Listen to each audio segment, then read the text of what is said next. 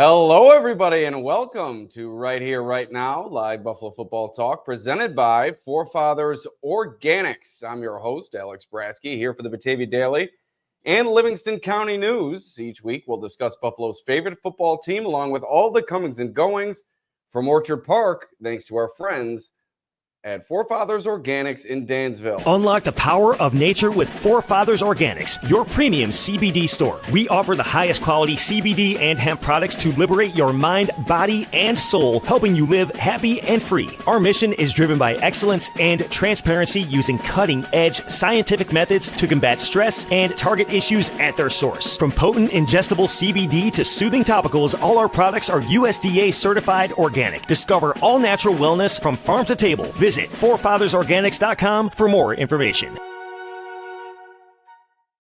All right, Jerry Coleman, how do you like them apples? The city of losers coming up with a big win over the Baltimore Ravens in tonight's divisional round here at Highmark Stadium. The Buffalo Bills are headed back to the AFC Championship for the first time since 2020, the 2020 season where, of course, they fell at the hands of the Kansas City Chiefs in the AFC title game. And now Buffalo will have a chance to avenge that defeat with another championship matchup with the two-time defending Super Bowl champion Kansas City Chiefs next week at Arrowhead Stadium. Boy, as exciting as this game was between the Baltimore Ravens and the Buffalo Bills, next week is sure to be a movie. Before we get into next week's game, which we'll touch on briefly at the conclusion of this podcast, what a defensive effort put forth by the Bills today, both limiting Lamar Jackson in the passing game, limiting Derrick Henry on the ground. That was really what sparked the effort, and we'll start right there. Limiting Derrick Henry to 84 yards rushing, a far cry from his 199 yards rushing and an 87-yard touchdown that he scored against the Bills in the first matchup during the regular season. Henry was limited to just 21 yards rushing in the first half, really exploded in that one touchdown drive early in the second half to help the Ravens work their way back into the swing of things. But outside of that one drive, it was a really quiet day for Derrick Henry. The Bills contacting him in the backfield pretty often, rallying to the football, not letting him break out into those big, long gains. So it was really an impressive defensive performance put forth by the Bills against the Ravens running game, really shutting down Derrick Henry. Like I said, 84 yards rushing, 21 yards at the half. And we asked Damar Hamlin in the locker room after the game, what was the key to shutting down Derrick Henry? And I think we all knew the answer. It was pretty obvious going into the game what the Bills were missing the last time around. No Terrell Bernard, no Matt Milano, no Taron Johnson. And they get all three players back, and what do you know? It's a completely different effort put forth by the Bills here this evening. Really never allowed Henry to get going, and that really inhibited the Baltimore Ravens offense from moving up and down the field. Also, the takeaways played a huge role in the Bills stymieing the Ravens offense. Lamar Jackson slowed in this game. 2 turnovers. He had come into the game really near the bottom of the league in terms of turnovers, had protected the ball extremely well during the regular season. But the Bills, leading the league in turnover differential entering the postseason, came away with another big turnover game in this one. They intercept Lamar Jackson. Taylor Rapp does on what seemed to be a miscommunication with Jackson's intended target down the field. Taylor Rapp camping under a pop fly in the secondary and recording the interception, that thwarting the Ravens' second drive of the game. And then the following drive, Damar Hamlin rushes Lamar Jackson in the backfield, able to get the ball to pop out. Not really sure if Hamlin forced the fumble, but his pressure certainly did. Lamar Jackson loses the handle on it. Von Miller scoops it up, returns it quite a ways into Ravens territory. It looked like at the end of that play, Von Miller was getting ready to keel over. It looked like he was running out of breath, but just what a performance from the Bills defense, especially in the takeaway department, going up against a player who had played such clean football throughout the season. And Lamar does finish 18 of 25, 254 yards passing, a couple of touchdowns through the air. He also added 6 carries for 39 yards rushing. But the difference in this game, clearly the takeaways. And The third takeaway for the Bills in this game, really the game changer, Terrell Bernard stripping Mark Andrews down the field and falling on it himself for the fumble recovery. Talked to Bernard after the game. He said he had his eyes on the football. He was waiting to poke that thing free, and the Bills captain came up with really the play of the game, the game that really helped the Bills seal the deal. They march down the field. They get the field goal to put them up by 8. And then we all know what happens on the 2-point conversion. Mark Andrews not able to come away with that catch near the goal line. So that interception from Terrell Bernard really proving to be critical for the Bills and really not really turning the tide, but helping the Bills salt this one away and seal the deal in the second half. Things were looking a little bit stressful at that point, but Terrell Bernard coming in and making that play really quieted any remaining chance that the Ravens had. Help quiet, I should say, because they did mount that late drive, and then the 2-point conversion, as I mentioned, went unsuccessful. But really, you can't say enough about this Bills defense, and particularly Terrell Bernard. It hasn't been his best season, especially when you compare it to last year, a coming out party of sorts for him, his first year serving as the team's middle linebacker. He's made a few splash plays this season, but boy, none bigger than the one he came up with today, really helping the Bills take this victory over the Ravens. And I think what this defensive effort did more than anything is it really did wonders for Sean McDermott coming into this game. So many questions regarding Sean McDermott's playoff performance, and particularly his defensive philosophy. Was it meant for the regular season?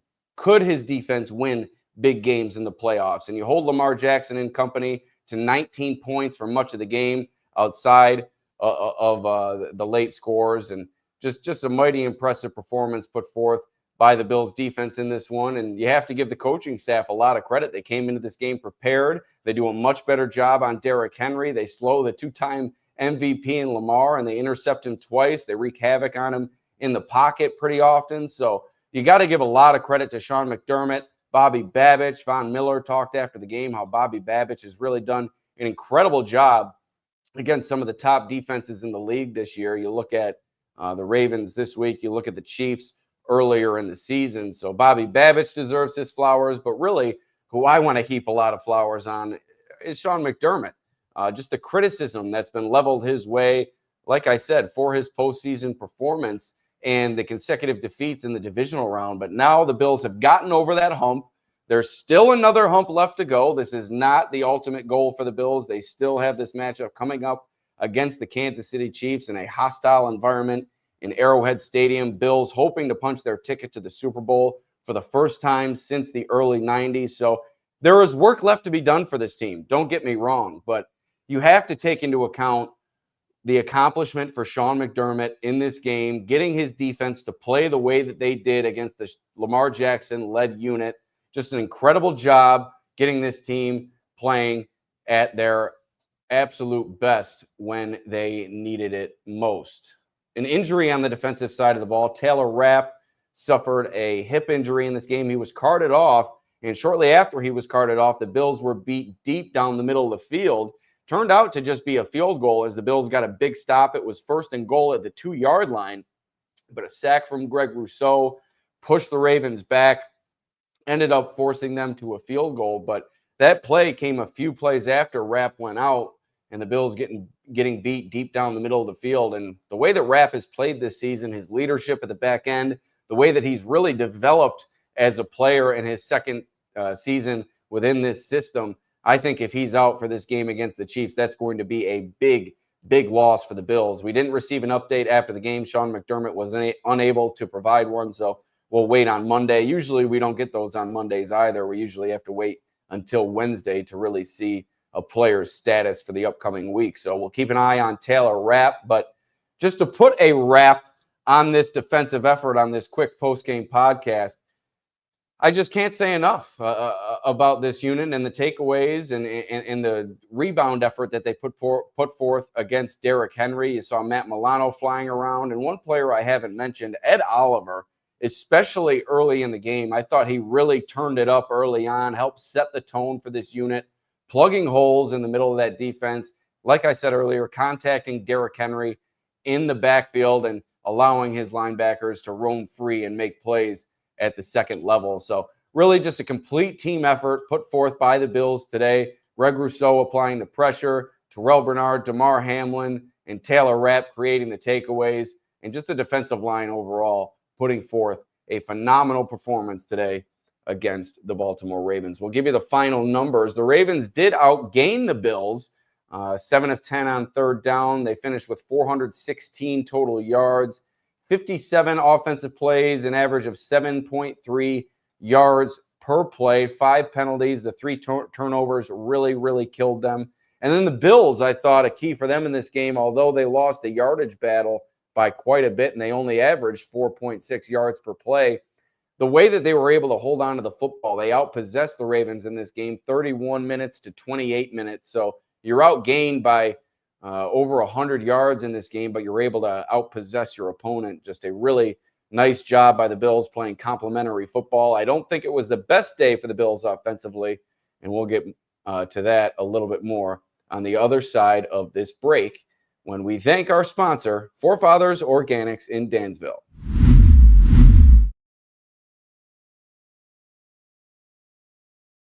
At Forefathers Organics, their mission is to liberate, educate, and innovate with the highest quality CBD and hemp-derived products for your mind, body, and soul so you can live happy and free. Visit them at 87 Franklin Street in Dansville, online at forefathersorganics.com, or call them at 585-335-2223 to learn more about the products they offer.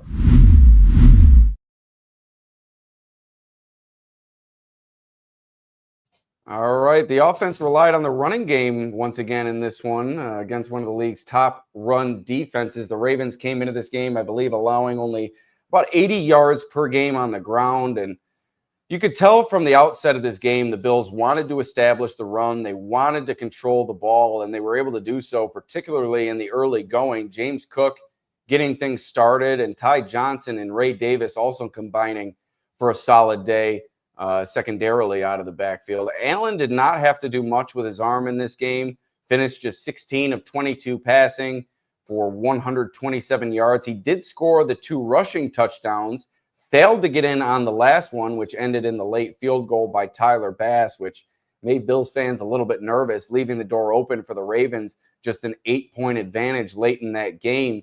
But Allen did enough, and like I said, just this running game these past 2 weeks has really been incredible. It's been phenomenal all season, and you look at this offensive line, and that's really been the key for the Bills and their ability to run the football this year. Aaron Cromer has this unit performing at such a high level, and the identity switch with this offensive line up front, I think, has also worked wonders for James Cook out of the backfield. You've seen the physicality with James Cook increase this season. You've also seen that physicality up front along the line of scrimmage increase. Connor McGovern, David Edwards, 2 big bruising players that are able to pack a punch up front. And this Baltimore Ravens defensive line had done a phenomenal job all season long. But if you look at this game in the trenches, I think this one was won by the Bills, not only on the defensive side of the ball, but on the offensive side of the ball as well. Cook finishes 17 of 67 rushing, not a great yards per carry average, but he had a few big gains, helped really propel a few of the Bills' scoring drives. And then you have Ty Johnson and Ray Davis combining for 9 carries for 60 yards. And Ray Davis on the 1 scoring drive, I can't remember exactly which one it was, somewhere midway through the game, had a couple of huge runs. And this is a player who sustained a concussion last week, was limited all week in practice wearing that red non-contact jersey. I, for one, wasn't sure if he'd play this week, but he came through, produced. He finished himself with 4 carries, 29 yards, long run of 16. Ty Johnson, long run of 17 in this one. So really the secondary runners for the Bills have been doing a phenomenal job all season long. That was once again the case here this evening, and that helped the Bills move past the Baltimore Ravens and put forth maybe not their most explosive offensive performance of the season, but one that I thought was very, very impressive. The way that they controlled the ball, the way that they really dictated things offensively. You didn't let Baltimore's defense force the issue, control the action. It was the Bills' offense, the Bills' defense dictating to Baltimore throughout this one. And I thought that was the biggest key in this game. Just the Bills' ability to put their stamp on this one, albeit the Ravens did have that phenomenal drive to kick off the game. But right from that moment on, it seemed like the Bills were in firm control, and they come away with the win in this one. I mentioned the offensive line. They imposed their will, set the tone, dictated the game. Baltimore's defensive line, they had also been phenomenal rushing the passer, and they come away with two half a sacks in this game. You had, I think, a shared sack. I think you had Madubuike and Van Noy sharing a sack of Josh Allen, but not much to write home about in that regard from the Baltimore pass rush as well. So not only does the Bills offensive line do a phenomenal job in the running game, they also do a phenomenal job in pass protection, keeping Josh Allen clean and upright and allowing him to operate throughout a modest day for the Bills quarterback. If the Bills are going to move past the Chiefs next week, and we'll close this podcast a little bit more focused on the Chiefs for a brief period, but you're going to need more from Josh Allen and this passing game. It's all well and good to ride the running game for as long as you can, but eventually you're going to need Josh Allen to put forth a vintage Josh Allen performance in these playoffs, and I think it's going to be a perfect time for it come next week. The Chiefs are, I wouldn't say clicking on all cylinders, but they're mighty healthy. They're well rested. They were able to get past the Houston Texans, and they come into this game really performing well on defense. And I think you need Josh Allen to come alive in this upcoming game if the Bills are going to hope to come away with a victory. And I also think you need more from a couple of your top matchup beater receivers. Amari Cooper targeted only once, no receptions. Same for Keon Coleman, targeted just once. He did come away with one catch for 5 yards. He had Khalil Shakir a nice day, 6 for 67, but nothing else to speak of from the Bills pass catchers. And the conditions may have played a role. There wasn't much wind on at field level, but the snow was falling pretty much throughout the game. Bitter temperatures makes it maybe a little bit more difficult to grip it as a quarterback, a little bit more difficult to haul it in as a pass catcher. But leading into this game against the Chiefs, it might be mighty cold in Arrowhead. I'm not sure what the forecast is for this coming Sunday quite yet, but you're going to need more from Josh Allen in this passing game if you hope to move past the Kansas City Chiefs next week. I already mentioned how the Bills outgained the Chiefs outgained the Bills 416 to 273. They win the time of possession battle. And really the key in this one for the Bills offense was they didn't beat themselves. You look at the Ravens, the 3 turnovers. They beat themselves in this game. These two teams were two of the cleanest offenses in the league throughout the regular season, but this one really came down to which team beat themselves, and it was the Ravens. You had Lamar Jackson throwing that one up for grabs to Taylor Rapp, and then Damar Hamlin forcing the pressure and the fumble, but Lamar Jackson kind of just dropped that ball. And then Mark Andrews also, poor ball security, allowing Terrell Bernard to rip it out of his hands, and then also not catching the 2-point conversion attempt near the goal line. It was just simply the Bills made the plays, and Terrell Bernard said this after the game, the Bills made the plays they needed to make, and the Ravens just simply didn't. And to compound that, the Ravens also made negative plays as well, and that turned out to be a slim victory for the Bills in this one. Buffalo only 1 penalty for 10 yards in this game, just an all-around impressive, clean performance. This is a Sean McDermott performance if you've ever seen one. No turnovers, run the football, play defense, don't get penalized, and you come away with a huge win. And finally, the special teams.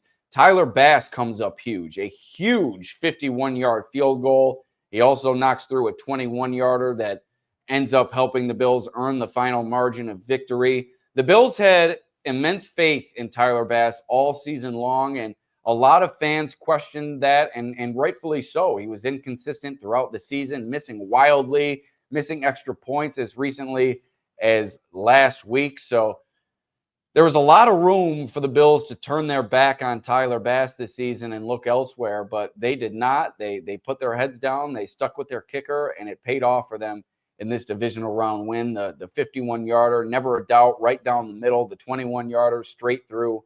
Like I said, the faith in Tyler Bass has paid off with flying colors, and it did so here in this divisional round win for the Bills over the Ravens. And the final thing about this game, and I guess we could have led things off with this, the environment inside this stadium today. Ooh, boy.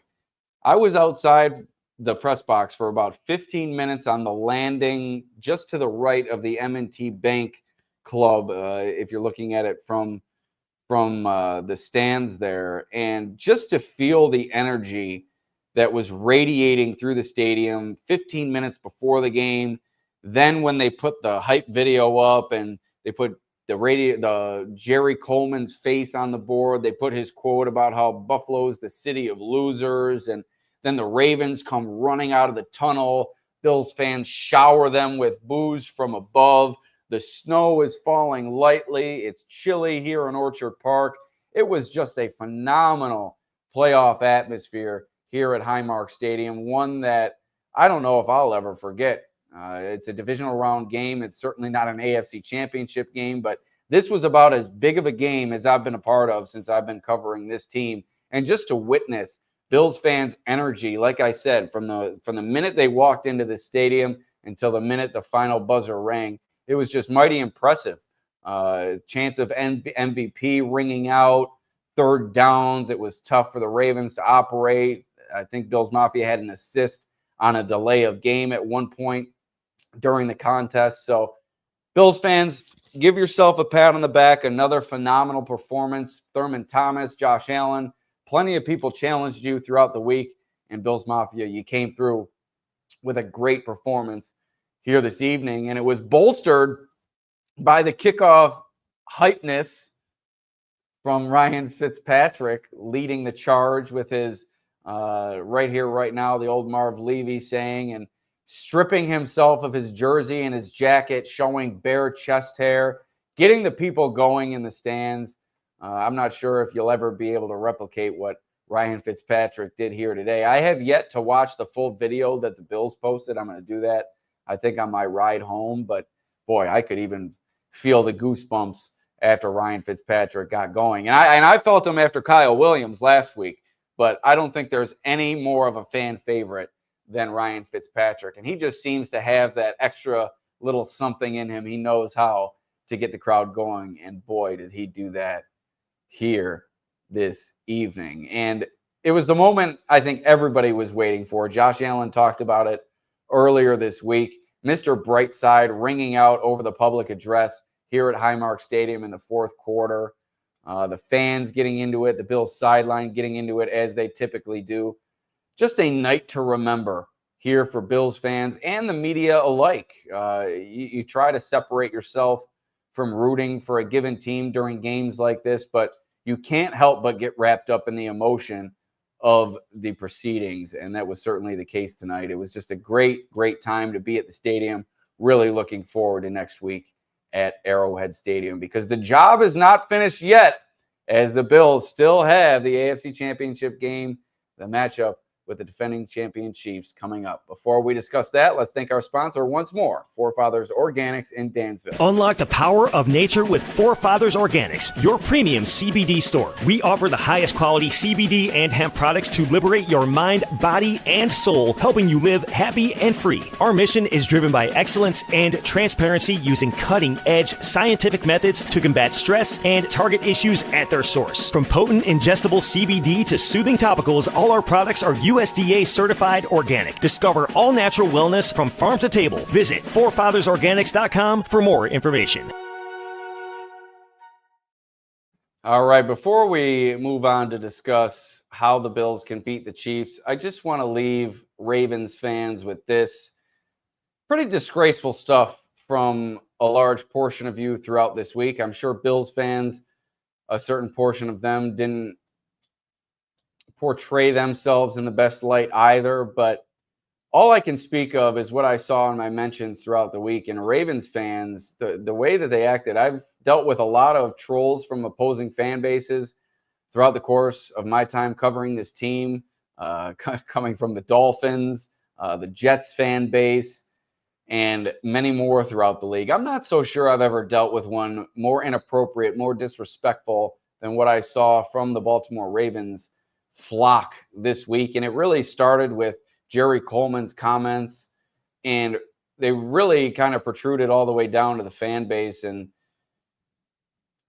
I'm just not so sure how you can live with yourself saying some of the things that Ravens fans were saying throughout the week, making up falsehoods that they were throughout the week. Some racial language got involved, just not good stuff from Ravens fans throughout the course of this week. And like I said, I don't absolve Bills fans from any blame in that regard. I'm sure there were a few rotten apples out in that regard as well. But the large share that I saw from Ravens fans, it was just troll city, whatever you could to get the opposing fan base's goat, and just really kind of pathetic stuff. And it all started with Jerry Coleman there, who I was pretty happy to see the Bills call him out on the video board today. I'm sure that made Jerry Coleman's life, seeing videos with his face up there. But it was a good clapback from the Bills game day crew, and it really, really hit home, I think, with Bills fans, and it really got the crowd going in this one. But moving on, how can the Bills beat the Chiefs? It's not going to be easy. Two-time defending champion. They've really seemed to have luck on their side throughout the season, and not only luck, they seem to have the officials on their side during their divisional round win over the Houston Texans. A few phantom personal fouls, unnecessary roughness calls. So you heard D'Amico Ryans, the Houston Texans head coach, after the game talk about how they knew going into that game it was going to be them against everybody, and by that he meant everybody. And I'm expecting the same for the Bills this week. You're heading into Arrowhead. I mentioned it before, a hostile environment, an environment where the Chiefs do benefit from a lot of the calls, it seems like, in the past. So if you're the Bills, you got to be buttoned up. You got to have another clean performance like you did this week. No turnovers. You only had one penalty this week. You have to find a way to play a clean game against the Kansas City Chiefs, because I'm not so sure this team is as talented as it's been in the past. I'm not so sure that they have enough to go blow for blow with a talented team as the Bills are. I think this game will come down to if the Bills can stay mistake-free and not allow the Chiefs to capitalize on some of those mistakes that you saw from the Houston Texans this past week. I think the Bills are the better team. They proved as much during the regular season. I think the only thing stopping the Bills from winning this one is the Bills themselves. So give me the Bills to win this game against the Kansas City Chiefs. I'm calling my shot already. Prediction right here on the Sunday after the divisional round. I got the Bills advancing to the Super Bowl. Boy, it's going to be a lot of fun next week in Kansas City. I cannot wait. But I thank you all for joining us on this post-game podcast, and I thank you for sticking with me as I've gone solo on these podcasts. It's been an interesting journey for me. First time doing a podcast this year, and now I'm doing these podcasts by myself, so I've had to make a few adjustments this year, but it's been an enjoyable process. I appreciate you all hanging in for the ride, and we'll see you in the AFC Championship game.